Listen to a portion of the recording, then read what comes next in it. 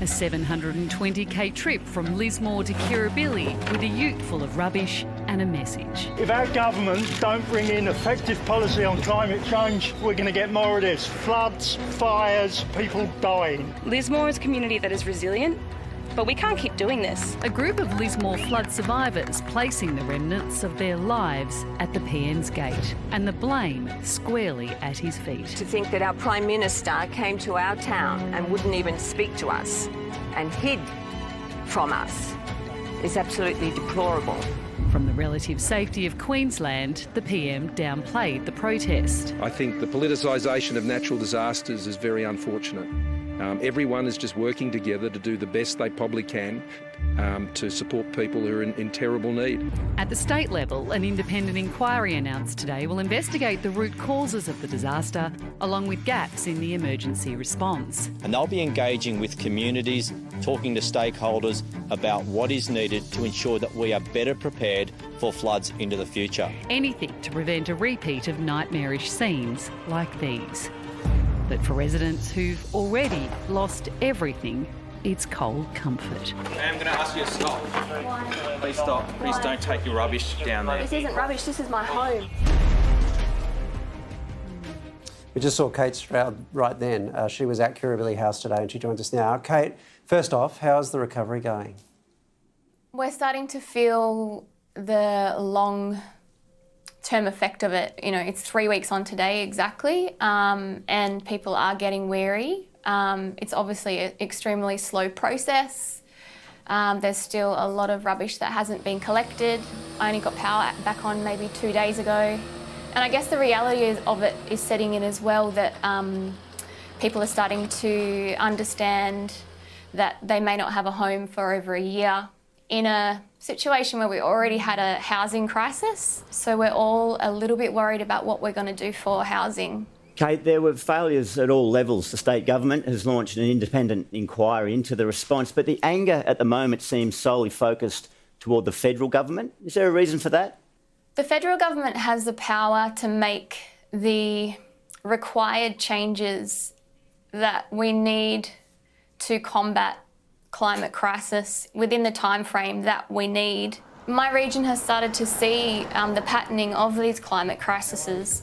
We had a flood, followed by drought, followed by bushfires, 2 years of a global pandemic, and then this mega flood that was 2 metres over anything in previous records. So the federal government does have the power to make the changes that we need to ensure that we have the basic human rights in having a safe place to live. Because at the moment with this patterning, we don't. What were you hoping the reaction would be from the PM today when you got to the doorstep?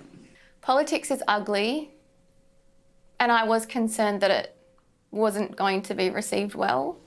I honestly wish that I could say I expected that he would speak to us, but I don't have that kind of confidence in the current Morrison government. You know, his leadership, his lack of leadership it's distressing, and it doesn't give much hope for a bright future. The PM is in Queensland today. He's expressed disappointment that a natural disaster is being politicised. What's your response to that? He's a politician. He does that all the time. I mean, he waved a lump of coal around in Parliament. He politicises climate change all the time. You know, I don't classify myself as a climate activist. I classify myself as a human who is extremely worried and has lost complete faith that the Australian government has our best interests at heart.